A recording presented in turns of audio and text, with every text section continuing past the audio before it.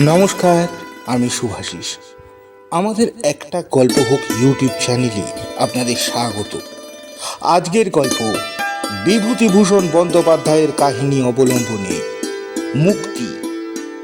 গল্প পাঠে এবং সমগ্র পরিচালনায় আমি শুভাশিস।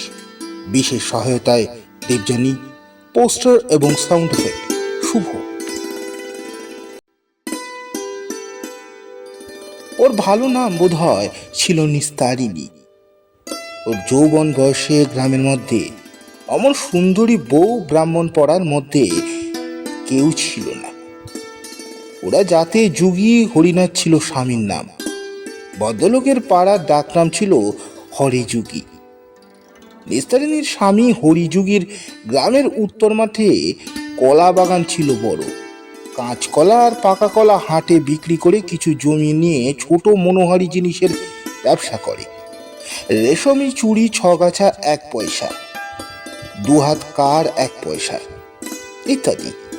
প্রসঙ্গক্রমে মনে হলো কার মানে ফিতে বটে, কিন্তু কার কি ভাষা? ইংরেজিতে এমন কোনো শব্দ নেই, হিন্দি বা উর্দুতেও নেই। অথচ কার কথাটা ইংরেজি শব্দ বলে আমরা সকলেই ধরে দিয়ে থাকি। যাক সে কথা। হরিযুগীর বাড়িতে 2খানা বড় বড় মেটে ঘর, একখানা রান্নাঘর, মাটির পাঁচিল ঘেরা বাড়ি, অনেক পুষ্যি বাড়ি। দুবেলা 15-16 খানা পাত পড়ে। হরিযুগীর মা, হরিযুগীর 2 ছোট ভাই, এক বিধবা ভাগ্নি, তার 2 ছেলে মেয়ে। সংসার ভালোই চলে। মোটা ভাত, কলাইয়ের ডাল, ঝিঙে ও লাল ডাটা চচ্চড়ির অভাব কোনোদিনই হয় না। গরুর দুধও ছিল 4-5 সের। অবশ্য দুধের অর্ধেকটা ব্রাহ্মণপাড়ায় যোগান দিয়ে তার বদলে টাকা আসতো। গ্রামের মধ্যে সুন্দরী বৌঝিয়ের কথা উঠলেই উঠতো, সকলেই বলতো হরিযুগের বউয়ের মতো প্রায় দেখতে। গ্রামের নারী সৌন্দর্যের মাপকাঠি ছিল নিস্তারিণী। গৃহস্থ ঘরের বউ স্নান করে ভিজে কাপড়ে ঘোড়া কাকে নিয়ে যখন সে গাঙের ঘাট থেকে ফিরত, তখন তার উদ্দাম যৌবনের সৌন্দর্য অনেক প্রবীণেরই মুন্ডু ঘুরিয়ে দিত। এ গ্রামে একটা প্রবাদ আছে অনেক দিনের। তুলসী দারোগা নদীর ঘাটের পথ ধরে নীলকুঠিতে ওদিক থেকে ঘোড়া করে ফিরবার সময় তুতবটের ছায় প্রস্ফুট তুত ফুলের মাদকতাময় সুবাসের মধ্যে ওই সিক্ত বসনা গৌরাঙ্গী বধূকে ঘোড়া কাকে যেতে দেখল। বসন্তের শেষ, এসব গরম পড়েছে, অথবা তুতফুল সুবাসে ছড়াবে কেন? তুলসী দারোগা ছিল অত্যন্ত দুর্দর্শ জাহাবাজ দারোগা। ক্ষয়কে নয় করবার এমন ওস্তাদ আর ছিল না। চরিত্র হিসাবেও যে নিষ্কলঙ্ক ছিল এমন মনে করবার কোনো কারণ নেই। তুলসী দারোগার নামে অঞ্চলে ভাগে গরুতে 1 ঘাটে জল খেত। তার সুনজর একবার যিনি পড়বেন, তার উদ্ধারের উপায় ছিল না। এহেন তুলসী দারোগার হঠাৎ উন্মনা হলো সুন্দরী গ্রাম্যবধূকে নির্জন নদী তীরে পথে দেখে। বধূটিকে সন্ধান করবার লোকও লাগালে। হরিযুগীকে 3-3 বার থানায় যেতে হলো দারোগার সঙ্গে সাক্ষাৎ করতে, কিন্তু নিস্তারিণী ছিল অন্য চরিত্রের মেয়ে। শোনা যায় তুলসী দারোগার পাঠানো বৃন্দাবনী শাড়ি সে পা দিয়ে ছুঁড়ে ফেলে দিয়েছিল। বলেছিল তাদের কলা বাগানে কল্যাণে এমন শাড়ি সে অনেক পরতে পারবে। জাতমান খুঁজে বিদ্যাবনী কেন, বেনারসি পরবার শখও তার নেই।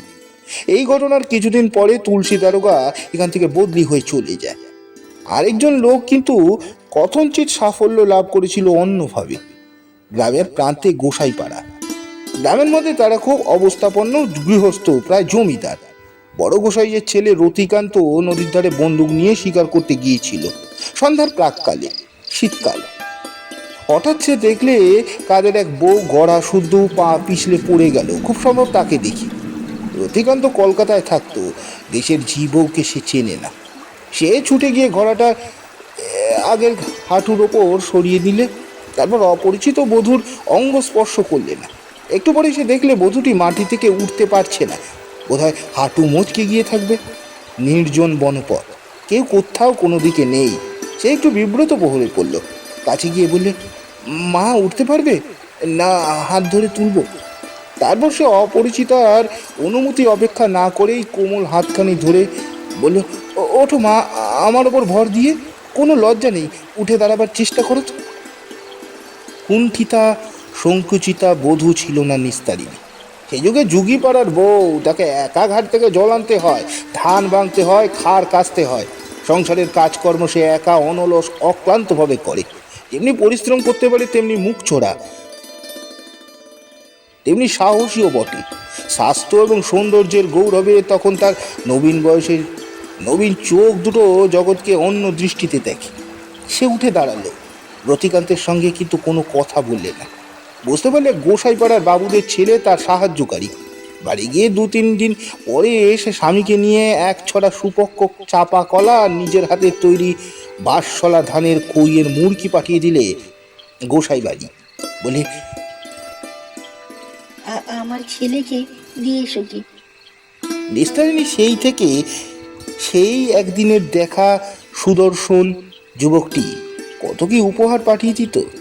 রতিকান্তের সঙ্গে আর কিন্তু কোনো দিন তার সাক্ষাৎ হয়নি। গোসাই বাড়ির ছেলে যুগী বাড়িতে কোনো প্রয়োজনে কোনোদিন আসেনি। রতিকান্ত কলকাতাতেই মারা গিয়েছিল অনেক দিন পরে। নিস্তারিণীর 2-3 দিন ধরে চোখের জল থামেনি এই সংবাদ যখন সে প্রথম শুনলে। গ্রামের অবস্থা তখন ছিল অন্যরকম। সকলের বাড়িতেই গোলাবাড়া ধান, গোয়ালে 2-3টে গরু থাকত। এই জিনিস ছিল সস্তা। নিস্তারিণীদের বাড়ির পশ্চিম উঠোনে ছোট একটি ধানের গোলা। কোনো কিছুরই অভাব ছিল না ঘরে, বরং ব্রাহ্মণ পাড়ায় অনেককে সে সাহায্য করেছে। একজন বড্ড বর্ষার দিনে সে বাড়ির পিছনে আমতলার ওল তুলছে, এমন সময় বারুজ্জে বাড়ির মেয়ে খান্তমণি এসে বললে, ও যুগের বউ, ও যুগের বউ। নিস্তারিণী অবাক হয়ে মুখ তুলে চাইলে। বারুজ্জে বাড়ির মেয়েরা কখনো তাদের বাড়ির বেড়ার ধারে দাঁড়িয়ে কথা বলে না। সে বললে, কি দিদিমণি, একটা কথা বলবো? কি বলো দিদিমণি। আমাদের আজ থেকে একদম চাল নেই ঘরে, বাদলায় শুকোচ্ছে না। কাল ধান ভেঙে 2টো চিড়ে হয়েছিল, তোমাদের ঘরে চাল আছে? কাঠা খানিক দেবে? নিস্তারিণী এদিক ওদিক চেয়ে দেখলে তার খান্ডার শাশুড়ি কোনো দিকে আছে কিনা। পরে বললে, দাঁড়াও দিদিমণি, দেবানি চাল ঘরে আছে, শাশুড়িকে লুকিয়ে দিতে হবে। দেখতে পেলে বড্ড বকবে আমারই। তা বকুক কি, তা বলি বামুনের মেয়েকে বাড়ি থেকে ফিরিয়ে দিব। আরেকবার বারুজ্জে বাড়ির বউ তার বৃদ্ধা শাশুড়িকে ঝগড়া করে বাড়ি থেকে তাড়িয়ে দিয়েছিল। সে বউ ছিল গ্রামের মধ্যে নাম ডাকওয়ালা খান্ডার বউ। শাশুড়ির সঙ্গে প্রায় ঝগড়া বাঁধাত। কেরোসিনের টেমি ধরিয়ে শাশুড়ির মুখ পুড়িয়ে দিয়েছিল। পাড়ার কেউ ভয়ে বৃদ্ধাকে স্নান দিতে পারেনি। যে আশ্রয় দেবে তাকেই বড় বউয়ের গালাগালি খেতে হবে। যুগী বউ দেখলে বারুজ্জে বাড়ির বেড়ার কাছে বড় সেগুন তলায় ছায়ায় 9 ঠাকুরন চুপ করে দাঁড়িয়ে হাপুস নয়নে কাঁদছেন। ও গিয়ে বললে, 9 ঠাকুরুন আসুন, আমাদের বাড়ির দাওয়ায় বসবেন। বড় বউ বকছে বুঝি? 9 ঠাকুরন সূচি বেয়ে মানুষ। তাছাড়া বারুজ্জে বাড়ির গিন্নি হয়ে যুগী বাড়িতে আশ্রয় নিলে মান থাকে না। সুতরাং তিনি বললেন, না বউ, তুমি যাও। আমার কপালে যখন চিরদিনের, তখন তুমি একদিন বাড়িতে ঠাঁই দিয়ে আমার কি করবে? নগের বউ যেদিন চটক তলায় চিটে শোবে, সেই দিনটি ছাড়া আমার শান্তি হবে না মা। ওই কাল নাকিনি যেদিন আমার নগের ঘাড়ি চেপেছে। নিস্তারিণী ভয়ে ভয়ে বললে, চুপ করুন নগিনী, বউ শুনতে পেলেই আমার স্তক রক্ষে রাখবে না। আসুন আসুন, আপনি আসুন আমার বাড়িতে। এইখানে কষ্ট করে, এখানে দাঁড়িয়ে কষ্ট পাবেন কেন মিথ্যে? নগিন্নীকে বাড়ি নিয়ে গিয়ে সে নিজের হাতে পা ধুয়ে পিড়ি পেতে ধাওয়ায় বসালে। কিছু খেতে দেওয়ার খুব ইচ্ছে থাকলেও সে বুঝলে বড় ঘরের গিন্নি 9 ঠাকুরন এ বাড়িতে কোনো কিচ্ছু খাবে না। খেতে বলাও ঠিক হবে না। সে ভাগ্য সে করেনি। অনেক রাত্রে গিন্নির বড় ছেলে নগেন খুঁজতে খুঁজতে এসে যখন মায়ের হাত ধরে নিয়ে গেল, তখন নিস্তারিণী অনেক অনুনয় বিনয় করে বড় একছড়া মর্তমান কলা তাকে দিয়ে বললে, নিয়ে যান দয়া করে, আর তো কিছু নেই। কলা বাগান আছে, কলা ছাড়া মানুষকে হাতে করে তো কিছু দিতে পারিনি। তার স্বামী সেবার রামসাগরের চড়কের মেলায় মনোহারি জিনিস বিক্রি করতে গেল। যাওয়ার সময় নিস্তারিণী বললে, ওগো, আমার জন্য কি আনবা? কি নেবা বলো? ফুলন শাড়ি আনবো? না না, শোনো, ওসব না। এই একরকম আলতা উঠেছে মজুমদার বাড়িতে, দেখিয়ে এলাম। কলকাতা থেকে এনেছে মজুমদার মশাইয়ের ছেলে, শিশিনিতে। কি একটা নাম বলছিস, ভুলে গিয়েছি। শিশিরিতে থাকে? গো, সে বড় মজা। কাঠির আগায় তুলে দেওয়া, তাতে তাতে করে মাখতে হয়। ভালো কথা। তরল আলতা, তরল আলতা। কত দাম? 10 পয়সা। এগা আনবি এক শিশিনি আমার জন্য? আমার জন্য দেখবো খন। গোটা 5 টাকা যদি খেয়ে দিয়ে মুনাফা রাখতে পারি তবে তো এক শিশিনি। ও যে আলতা তোর জন্য ঠিক এনে দেব। এইভাবে গ্রামের পাড়ার সঙ্গে টেক্কা দিয়ে নিস্তারিণী প্রসাধন দ্রব্য ক্রয় করেছে।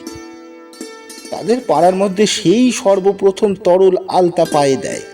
শূদ্র পাড়ার মধ্যে ওই জিনিস একবারে নতুন, কখনো কেউ দেখেনি। আলতা পরবার সময় যেই দেখতো সেই অবাক হয়ে থাকতো। হাজরি বুড়ি মাছ বেচতে এসেছে একদিন, সে অবাক হয়ে বললে, হ্যাঁ বড় বউ, কেউ শিশিনিতে কি আছে? কি মাখাচ্ছ পায়ে? নিস্তারিণীর সুন্দর রাঙা পা দুখানা ছড়িয়ে আলতা পরতে বসছিল। একগাল হেসে বললে, এই আলতা দিদিমা, এর তরল আলতা বলে। ও মা, পাতা পাতা আলতাই তো দেখে এসছি চিরকাল। শিশনিতে আলতা থাকে কখনো তো শুনিনি। কালে কালে কত দেখলাম, কিন্তু বড় চমৎকার মানিয়েছে তোমার পায়ে বউ। এমন টুকটুকে রং যেন জগদ্ধাত্রী ফিরিতিমের মতো দেখাচ্ছি। এইসব 30-35 বছর আগেকার কথা। শীতের সকালবেলা ওদের বড় ঘরের দাওয়ায় ছেঁড়া মাদুরে ছেঁড়া কাঁথায় গায়ে নিস্তারিণী শুয়ে আছে। সংসারের সাবেক অবস্থা আর নেই। কলিযুগী বহুদিন আগে মারা গিয়েছে। কলিযুগের একমাত্র ছেলে সাধনও আজ 3-4 বছর একদিনের জ্বরে হঠাৎ মারা গিয়েছে। সুতরাং নিস্তারিণী এখন স্বামী পুত্রহীনা বিধবা। তার শাশুড়ি এখন বেঁচে আছে, আর আছে এক বিধবা যায়ের এক মেয়ে, এক ছেলে। 35 বছর আগের সেই উচ্ছল যৌবনা সুন্দরী গ্রাম্য বধূটিকে আজ রোগগ্রস্তা শীর্ণকায় মলিন বসনা প্রৌঢ়ার মধ্যে খুঁজেও পাওয়া যাবে না। হরিযোগীর মৃত্যুর সঙ্গে তাদের সে গোয়াল ভরা গরু, গোলা ভরা ধান অন্তর্হিত হয়েছে। ঘরের চালে খড় নেই। 3-4 জায়গায় খুঁটি উপড়ে গিয়ে খড়ে খসে পড়া চালে বর্ষার জল আটকায় না। গত বর্ষায় চালের ওপর উচ্ছেলতা গজিয়ে একদিকটা ঢেকে রেখেছে। মাটির দাওয়ায় খানিকটা ভেঙে পড়েছে, পয়সার অভাবে সারানোই হয়নি। অনেক কষ্টে সংসার চলে। সংসারের কর্তা যারায় সংসারের স্ত্রী, সে চলে যাওয়ায় নিস্তারিণীর আদর এ বাড়িতে আর নেই। আগে ছিল সেই সংসারের কর্ত্রী, এখন তাকে পরের হাত তোলা খেয়ে থাকতে হয়। তার ছেলে সাধন বাপের মনোহারি দোকান আর ফল বাগান কোনো রকমে বজায় রেখেছে। 3 বছর আগের এক ভাদ্র মাসে খুব বৃষ্টির পরে সাধন নদীর ধারে কলা বাগানে কাজ করতে গিয়ে সেখানে মারা যায়। কেন মারা যায় তার কারণ কিছু জানা যায়নি। সন্ধ্যা পর্যন্ত সাধন ফিরল না দেখে ঠাকুরমার নাতিকে খুঁজতে বার হচ্ছে, এমন সময় বেলডাঙ্গার 2জন মুসলমান পথিক এসে খবর দিলে, সাধন মুখ কুজরে কলা বাগানের ধারে কাঁদায় বৌড়ে আছে, দেহে বোধহয় পাড়ার নেই। সকলেই ছুটতে ছুটতে গেল। গ্রামের লোক ভেঙে পড়ল। সকলে গিয়ে দেখলে সাধন সত্যি উপুর হয়ে কাদার ওপর পড়ে সর্বাঙ্গে কাদা মাখা। তার উপর এক পশলা বৃষ্টি হয়ে গিয়েছে। যেখানটা শুয়ে আছে সেদিকটা রক্ত পড়ে অনেকখানি জায়গা রাঙা, খানিকটা বৃষ্টির জলে ধুয়েও গিয়েছে। রক্তটা পড়েছে সাধনের মুখ থেকে। গরিব ঘরের ব্যাপার 2 দিনে মিটে গেল। সংসারের অবস্থা আরো খারাপ হয়ে পড়ল ক্রমে ক্রমে। বাড়িতে উপার্জনক্ষম পুরুষ মানুষের মধ্যে কেবল হরিযুগীর ভাই যুগলের ছেলে বলাই। যুগলও বহুদিন পরলোকগত। দাদার মৃত্যুর পর সে বৎসরই সে বিধবা স্ত্রী আর 2 বছরের শিশুপুত্রকে রেখে মারা যায়। বলাই এখন 16 বছরের বেশ কর্মঠ ও স্বাস্থ্যবান বালক। নিস্তারিণীকে আদর করে নিস্তার বা বড় বউ বলে কেউ ডাকে না। যে ডাকতো সে আর নেই। এখন তার নাম সাধনের মা। কেউ ডাকে পিন্টুর ঠাকুমা। পিন্টু সাধনের শিশুপুত্র। তার এখন 3 বছর বয়স। সাধনের বিধবা বউয়ের বয়স এখন সবে 17। নিস্তারিণী ডাক দিল। ও পিন্টু, পিন্টু। পিন্টু উঠোনে আমতলায় খেলা করছিল। কাছে এসে বললে, কি ঠাকুমা?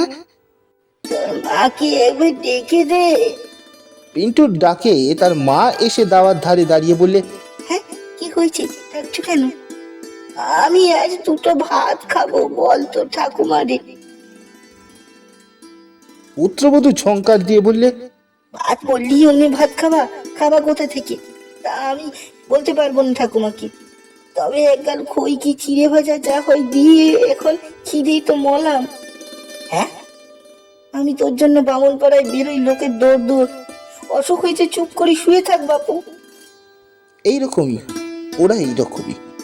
সাধনের বউ মুখ ঝংকার দেয়, তাকে একবারেই মানে না। সেকালের আর একালের মেয়েদের কি তফাৎ। তাই সে ভাবে এক এক সময় তারও একদিন 17 বয়স ছিল। এখনো কখনো শাশুড়ির একটা কথার অবাধ্য হতে সাহস হতো তার। আশ্চর্য। একটু পরে নিস্তারিণীর শাশুড়ি এসে দূরে দাঁড়িয়ে বললে, বলি, হ্যাঁ গো, তোমার আক্কেলখানা কি?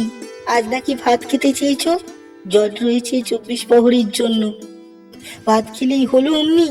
বলো, স্বামী খেয়েছো, পুত্তর খেয়েছো, দেওর খেয়েছো, এখনো ভাত খাওয়ার শখ মেটেনি তোমার? নিস্তারিণী বড় দুর্বল হয়ে পড়েছে অসুখে। তবুও সে বললে, স্বামী পুত্র তো তুমিও খেয়েছিলে, তবুও তো 3 পাথর করে ভাত মারো তো 3 বেলা।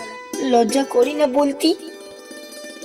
নিস্তারিণীর শাশুড়ি এ কথার উত্তরে চিৎকার করে গালাগালি দিয়ে এক কাণ্ড বাঁধালে। সাধনের বউকে ডেকে এনে বললে, ওকে কিছু খেতে দিবি না আজ, বলে দিচ্ছি। এই সংসারে যে খাটবে সেই খাবে। আমরা সব মায়ে জিয়ে খাটি, ও শুধু শুধু শুয়ে থাকে। রোগ নিয়ে শুয়ে থাকলে সংসারে চলে না। তার উপর আবার গ্যাসে রোগ নেই, ও বলে পান্ডুর রোগ। মুখ হলুদ, হাত মুখ ফুলেছে, ও কি সহজ রোগ? ও আর উঠবে না, ও আর উঠবে না, খাটবেও না, কেবল শুয়ে শুয়ে পাথর পাথর খাবে। নিস্তারিণী বললে, খাবো খাবো, বেশ করবো। আমার খোকা কলা বাগান সামলে রাখতো। আরে আয়, 12 শুদ্ধ খাওনি? সেই কলা বাগান তদবির করতে গিয়ে বাছা আমার গেল।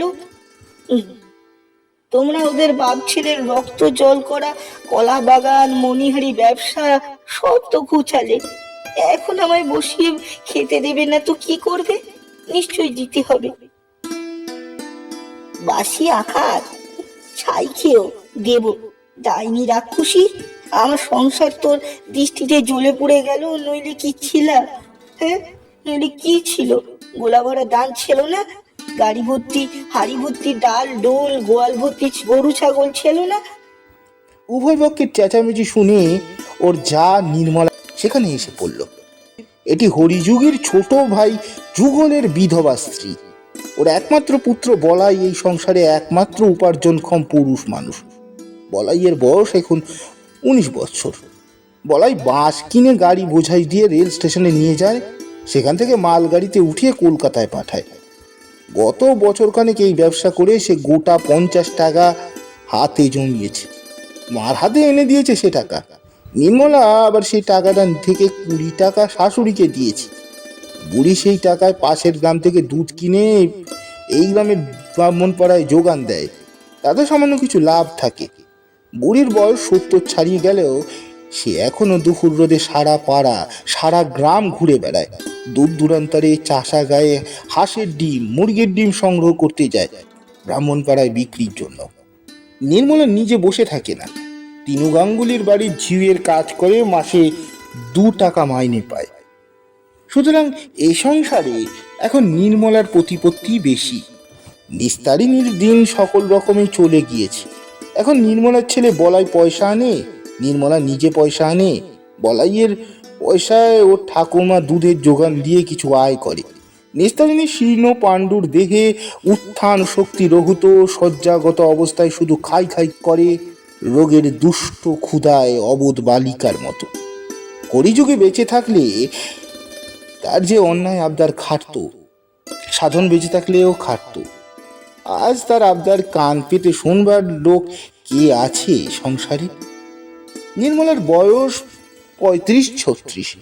সে বেশ ধবধবে ফর্সা, কৃষ্ণাঙ্গী, মুখ চোখ ভালোই, মাথায় এক ঢাল চুল, চুলে একটিও পাক ধরেনি। যোগীদের মেয়েরা সাধারণত সুন্দরী হয়ে থাকে। নির্মলার মেয়ে তারা বেশ সুন্দরী। তারা বলাইয়ের ছোট, এইমাত্র 14 বছর বয়স। আজ বছর 2 হলো এই গ্রামেই তার বিয়ে হয়েছে। নির্মলা এসে বললে, দিদি চেঁচিও না, ঝগড়া করে মরছো কেন? নিস্তারিণী কাঁদতে কাঁদতে বললে, দেখ দেখি ছোট বউ, আমি কিনা রাক্ষসী ডাইনি। আমি নাকি এসে ওনারা সংসারে আগুন লাগিয়ে দিয়েছি। আমার স্বামী পুত্রের অন্ন উনি কোনোদিন বুঝি দাঁতে কাটেননি। নির্মলা বললে, সে তো তুমি ওনাকে বলছো। যাক, এখন চুপটি করে শুয়ে থাকো। ও ছোট বউ, আমি দুটো ভাত। না, আজ না। তোমার গাল ফুলেছে, মুখ ফুলেছে, তুমি ভাত খাবে কি বলে আজ? তাও তো দুটো পায়ে পড়ি। আচ্ছা, এখন চুপ করো, বেলা হোক, ভাত রান্না হোক, আমি বলবো এখন। নিস্তারিণীর হাত পা মুখ ফুলেছে কথাটা ঠিকই, কি বিশ্রী চেহারা হয়ে গিয়েছে। ওর দিকে আর তাকানো যায় না, এমন খারাপ দেখতে হয়েছে ও। যত্ন করবার কেউ না থাকাতে আরো দিন দিন ওর অবস্থা খারাপতর হয়ে উঠেছে। খেতে ইচ্ছে করে, কিন্তু আগ্রহ করে খেতে দেওয়ার কেউ নেই। রোগীর পথ তো দূরের কথা, দুটি ভাত কেউ তাকে দেয় না। ক্ষুধার জ্বালা সহ্য করতে না পেরে বেলা 10টা নাগাদ আন্দাজ সময় সে নাতিকে ডেকে চুপি চুপি বললে, কিন্তু দুটো পেয়ারা পেরে আনতে পারিস? পিন্টুর মা ছেলেকে বলে, খবরদার যাবি না বুড়ির কাছে, ওর পাণ্ডুর রোগ হয়েছে, ছোঁয়াচে রোগ। ছেলে খেয়ে বসে আছে ডাইনি, আবার নাতিকে খাবার জোগাড় করছে। ঠ্যাং ভেঙে দেবো যদি ওর কাছে যাবি তো। বেলা দুপুরের পরে সে ভীষণ জ্বরে বিকেল পর্যন্ত অঘরে বেহুশ হয়ে পড়ে রইল। কখন যে বাড়ির লোক খাওয়া দাওয়া করছে সে কিছুই জানে না। যখন বেশ খানিকটা জ্ঞান হলো, তখন ভাদ্র মাসের রোদ রাঙা হয়ে উঠোনের আম গাছটায় বাঁশঝাড়গুলোর আগায় উঠে গিয়েছে। মুখের কাঁথাটা খুলে দিয়েই ও চি চি করে প্রথমেই ডাকলে, ও পিন্টু, পিন্টু। পিন্টু কোথা থেকে ছুটে এসে বললে, কি ঠাম্মা? আমার জন্য দুটো পেয়ারা এনলি? না ঠাম্মা। আনিসনি? ছেলে মানুষ ভুলে গিয়েছিস। বস, বস এখানে। কিন্তু পিন্টু বসতে ভরসা পায় না। মা দেখতে পেলে মার খেতে হবে, মা দেখতে পেলে মার খেতে হবে। সে আনমনে খেলা করতে করতে অন্যদিকে চলে গেল। একটু পরে নিস্তারিণী আবার ডাকলে, ও ছোট বউ, ছোট বউ। কেউ উত্তর দিল না, কারণ এই সময় বাড়িতে কেউ থাকে না। আবার দুবার ডাক দিয়ে নিস্তারিণী অবসন্ন হয়ে পড়ল, তার বেশি চেঁচামেচি করার ক্ষমতাও নেই। বেশ খানিকক্ষণ পরে নির্মলার মেয়ে তারা এসে বললে, হ্যাঁ জ্যাঠাইমা, ডাকছিলে?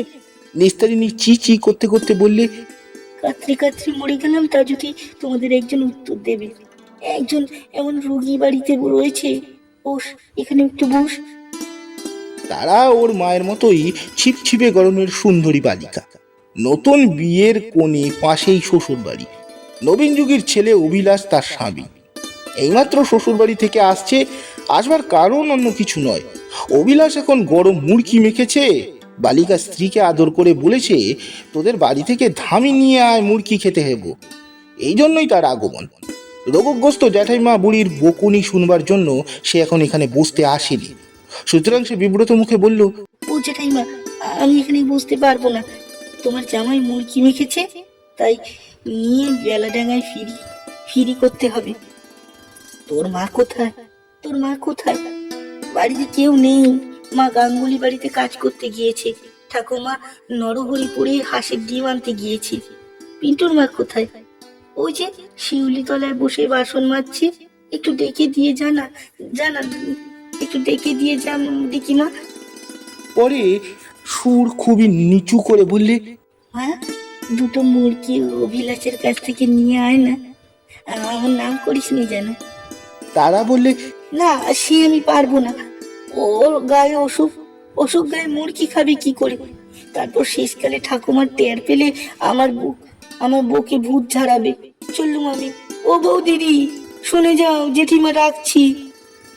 পুত্রবধূ বিরক্ত মুখে এসে দূরে উঠোনে দাঁড়িয়ে বললে, বলি ডাকের ওপর ডাক কেন? আমার সংসারে কাজকর্ম নেই না? তোমার কাছে বসে থাকলে চলবে? কি বলছো বলো? নিস্তারিণী কাতর সুরে বললে, তা রাগ করিস না আমার ওপর বৌমা। আমার দুটো ভাত দে। দি, আর জ্বরে বেহুশ হয়ে পড়ো। ভাত না খেলে চলে কি করে? ভাত না খেলে কি চলে? তবে আমি কি খাবো? খিদে পায় না? আমি জানি না। আদিক্ষেতার কথা শোনো, খিদে পায় তা আমি কি করব? ঠাকুমা এলো বলে। ঠাকুমা না এলে ভাত দিতে পারবো না। পিন্টু কোথায়? একটু দেখে দে না, আমার কাছে বড্ড দেখতে ইচ্ছে করছে। পুত্রবধূ ঝংকার দিয়ে উঠলে, বললে, ও তো সোহাগে আর কাজ নেই, ছেলের মাথা খেয়ে বসে আছো, এবার নাতিটি বাকি। নিস্তারিণী মিনতির সুরে বললে, অমন করে বলতে নেই বৌমা, অমন করে বলতে নেই। তা দিয়ে ডেকে কিচ্ছু হবে না, দে না একবার ডেকে। পুত্রবধূ হাত পা নেড়ে বললে, না না না, হবে না। তোমার পাণ্ডুর রোগ হয়েছে, বিশ্রী রোগ। আমি ছেলে পাঠাতে পারবো না তোমার কাছে, গেলি আমারে খাবে। তোমার কি? কথা শেষ করেই মুখ বাড়িয়ে পুত্রবধূ চলে গেল। নিস্তারিণী দুই চোখ দিয়ে ঝরঝর করে জল গড়িয়ে পড়ে ছেঁড়া ময়লা তেল চিটে বালিশটা ভিজিয়ে দিলেন। অমন কথাও লোকে বলে, তাও নিজের পুত্রবধূ। সাধনের নাম রেখেছে ওই ধুলে বুড়োটুকু, সেই অবোধ শিশু। মা সাধবে কালী, তার মঙ্গল করুন, মঙ্গল করুন। সেনা তার ঠাকুমা, সেনা তার ঠাকুরমা। বউ বলে কিনা গেলেই তারই যাবে। সন্ধ্যার কিছু পূর্বে নির্মলা বামুন বাড়ির কাজকর্ম সেরে ফিরে এলো। বড় জায়ের কাছে গিয়ে বললে, কেমন আছো দিদি? দেখি গা, দেখি দেখি গা, দেখি। নিস্তারিণী না ঘুম না জ্বরে আচ্ছন্ন মতো হয়ে পড়েছিল। ঠান্ডা হাতের স্পর্শ পেয়ে জেগে উঠে বললে, কি ছোট বউ, তুই আবার আমায় ছুটি গেলি কেন? তোর কাছে পাণ্ডুর রোগ হয়, আজ আমার বৌমা বলেছে। হ্যাঁ, ছোট বউ সাধনের ছেলে, আমার কেউ নেই। বলো তুমি। নিস্তারিণী নিঃশব্দে কাঁদতে লাগলো। নির্মলা বললে, চুপ করো দিদি, সবই তোমার কপাল। পৃথিবীর মতো বউ ছিলে, সবই তো কেউ দেখছি। স্বভাব চরিত্রের সম্বন্ধে কেউ একটা কথা বলতে পারিনি কোনোদিন। কেন কেন দেউরদের কোলে পিঠে করে মানুষ করনি? আমি যখন ঘর করতে এলাম, তোর স্বামী ছিল 9 বছরের ছেলে। আমার ভাত থেকে বেগুন পোড়া ভাত মেখে খেত। হ্যাঁ, আর আজ আমি হয়েছি তাকে দায়ী। চুপ করো দিদি, চুপ করো।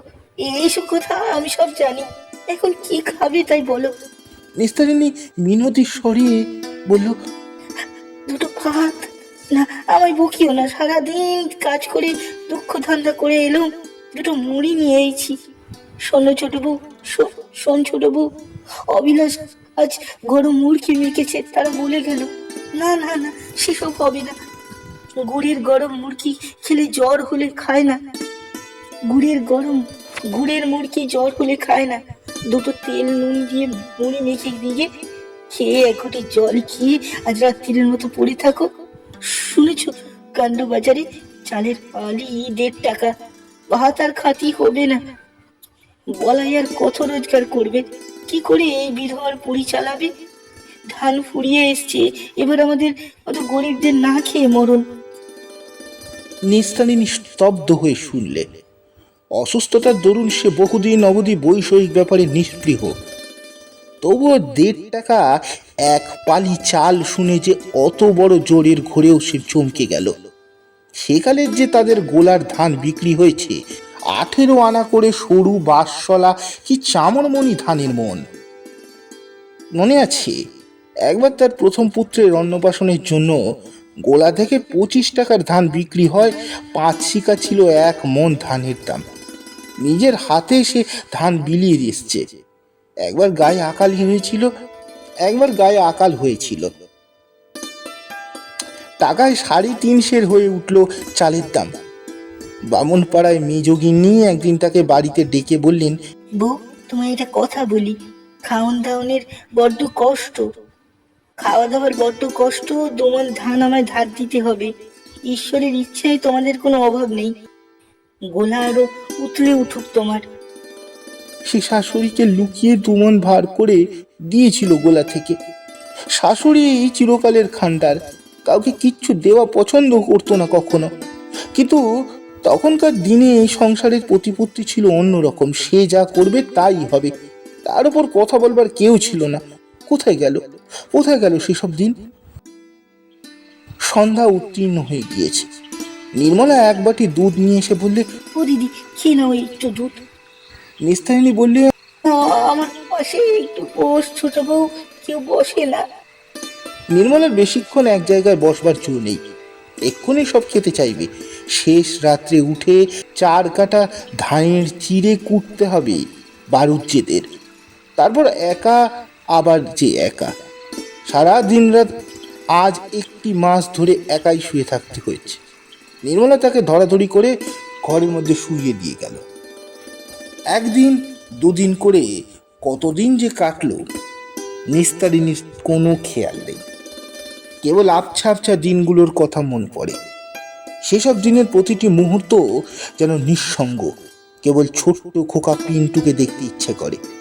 কিন্তু তার মা তাকে পাঠায় না, একটু বসতে দেয় না তার কাছে। পুত্রবধূ হয়ে শাশুড়িকে দেখতে পারে না, তার নাকি ছোঁয়াচে রোগ হয়েছে বলে। আর কেবল সবাই বকে। একদিন সে শুয়ে শুয়ে লক্ষ্য করলে তার আকাশে বৃষ্টি হয় না। হলদে রঙের রোদ বাস ঝাড়িয়ে আম গাছের মাথায় তেলেকুচো লতায় সাদা সাদা ফুল ধরেছে। বলাইয়ের হাতে পোতা উঠোনে রাঙা ডাঁটা শাক ক্রমেই ফুরিয়ে আসছে। বর্ষাকাল তাহলে চলে গিয়েছে। পুত্রবধূ আমতলায় কাঠ কাটছে। জিজ্ঞেস করে, ও বৌমা, এটা কি মাস? সেগুজে তোমার দরকার কি? বলো না বৌমা। শেষ ভাদ্র, তোমার কি হুঁশ পড়ে নাচে? সেদিন তো চাপড়া ষষ্ঠী গেল, কোকাকে তোমার আশীর্বাদ করা দরকার। তোমার কাছে গিয়ে ডাকলে ও যদি একটা কথা বলে, বিকেলে ও পাড়ার বুধো গোয়ালার মা দেখা করতে এসে বললে, ও মা, এ কি চেহারা হয়ে গিয়েছে! কতদিন হয়েছে আসেনি বলি, শুনছি খুব বড্ড অসুখ। একবার দেখে আসি। উদুরি হয়েছে বুঝি? এর যে ফুলেছে বড্ড। সোনার পিটিমে ছিল চেহারা বৌমার। আমি তো আজকে লোক নই। যখন হরি প্রথম বিয়ে করে এলো, ওই আমতলায় দুধে আলতার পিড়িতে দাঁড়ালো, বেশ মনে আছে। রূপেতে একবারে ঝলক দিয়ে গেল যেন। সে চেহারা আর নেই। এমন মুখী বউ, তার কষ্ট ছিল অদৃষ্টে। তার এই কষ্ট ছিল অদৃষ্টিতে। নিস্তারিণী যেন সব বিষয় নিষ্প্রহ, উদাস হয়ে পড়েছে।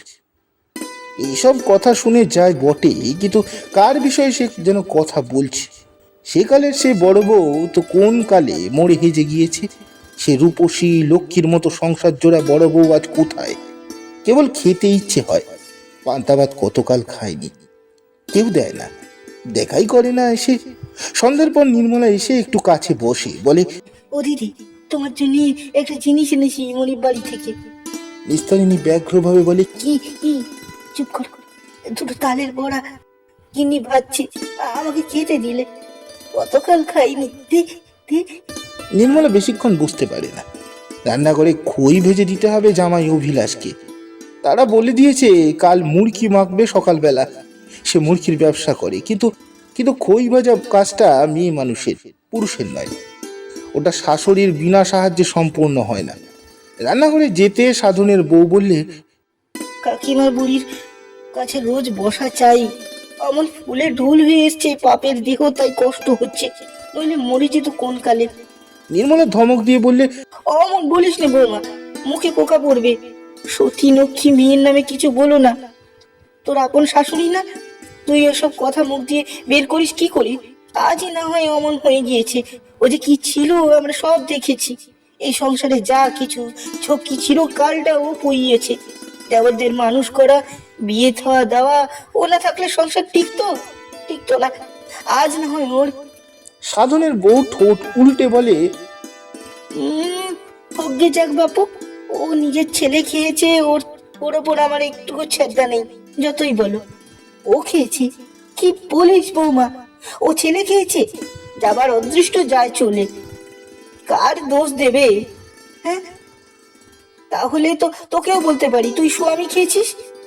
এই কথার উত্তরে খুশ শাশুড়ি আর বউয়ের তুমুল ঝগড়া বেঁধে উঠল।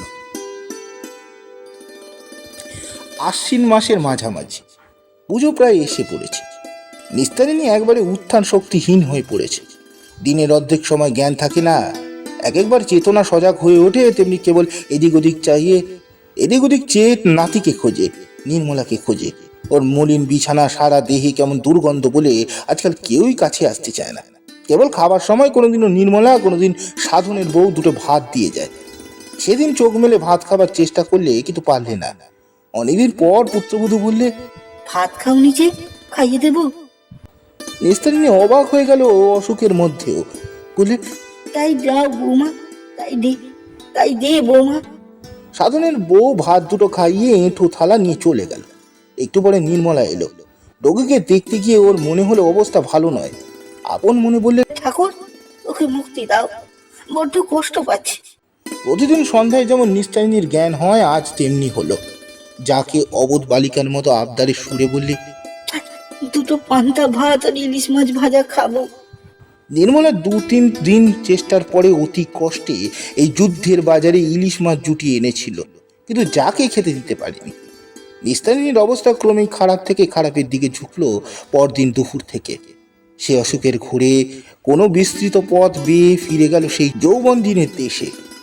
বারুজ্জিদের নগিন্নি এসে হেসে বলছেন, আমায় 2 কাঠা চাল ধার দিতে হবে বউ। বৌমা তাড়িয়ে দিয়েছে বাড়ি থেকে, তুমি না দিলে দাঁড়াবো কোথায়? সেসব লোক আজকাল আগে চলে গিয়েছে। তারা যেন সেদিন না তোর বিছানার চারপাশে এসে ভিড় করছে। বহুকাল পূর্বে শরৎ অপরাহ্নের মতো হাট থেকে ফিরে এসে স্বামী যেন হাসি মুখে বলছে, ও বড় বউ, দুধ বিক্রির দরুন টাকাগুলো ওই নাও, তুলে রেখে দাও। আর এই যে ইলিশ মাছটা ভারী সস্তা আজ হাটে। ওর সব দুঃখ, সব অপমান, অনাদরের দিনের হঠাৎ আজ যেন অপ্রত্যাশিত অবসান হলো কিভাবে। নিস্তারিণী অবাক হয়ে যায়, বুঝতে পারে না কোনটা স্বপ্ন, কোনটা সত্য। সে একগাল হেসে স্বামীর হাত থেকে ইলিশ মাছটা নেবার জন্য হাত বাড়ায়। নির্মলা চোখ মুছতে মুছতে বলে, সতী লক্ষ্মী সঙ্গে চলে গেল। বৌমা পায়ের ধুলো নে, পায়ের ধুলো নে। তারপর সে নিজেও ঝুঁকে পড়ে মাতৃসমা বড় জায়ের পায়ে হাত ঠেকায়। সমাপ্ত। গল্পটি আপনাদের কেমন লাগলো অবশ্যই জানাবেন। গল্পটি ভালো লাগলে লাইক, কমেন্ট, সাবস্ক্রাইব করে আমাদের পাশে থাকতে ভুলবেন না। নমস্কার।